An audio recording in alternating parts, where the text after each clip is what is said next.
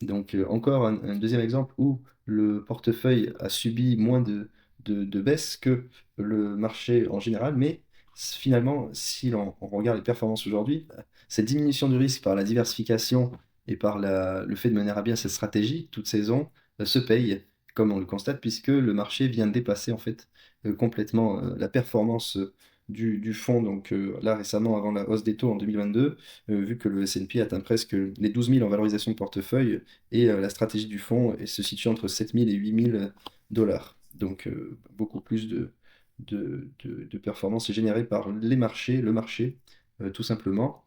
Enfin, il est à noter que cette stratégie fonctionne de moins en moins, puisque là, on constate que pour se prémunir d'un risque de baisse maximale sur le S&P 500, sur les marchés en général, en tout cas, si c'est ce dont pourquoi l'on veut se prémunir, ce pourquoi on se prémunit et pourquoi on diversifie son risque au travers de cette stratégie, eh bien là, ça ne marche pas, puisqu'à peu près on perd exactement la même chose, de 31%. Le drawdown est similaire entre le S&P et le fonds de Redalo, le fonds toute saison, pour cette période-là. Mais là, je vous montre donc une stratégie bien précise.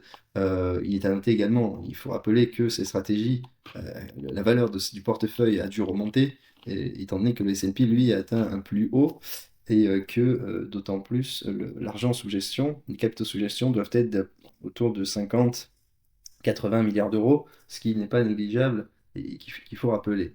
Donc voilà, c'est ça qui est important de savoir lorsqu'on cherche à investir, c'est qu'il existe des stratégies qui vont chercher à minimiser le risque.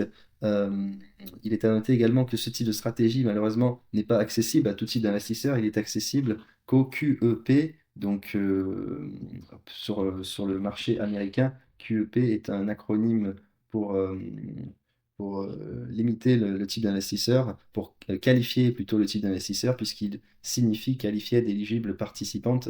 Donc, ça signifie qu'il faut cocher, remplir des critères pour pouvoir être éligible à ce type de fonds, notamment avoir une structure de fonds ou être une grosse société, une entreprise avec une certaine taille de bilan, etc. Et ne pas être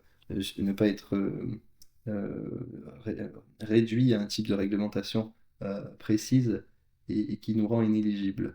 Enfin, il faut noter également que ce qui réduit l'accessibilité des investisseurs particuliers à ce type de stratégie ou de fonds, c'est que le ticket minimum est de 10 millions de dollars. Voilà, c'est une autre caractéristique de ce fonds d'investissement qui rend inéligible la plupart des investisseurs particuliers ou privés.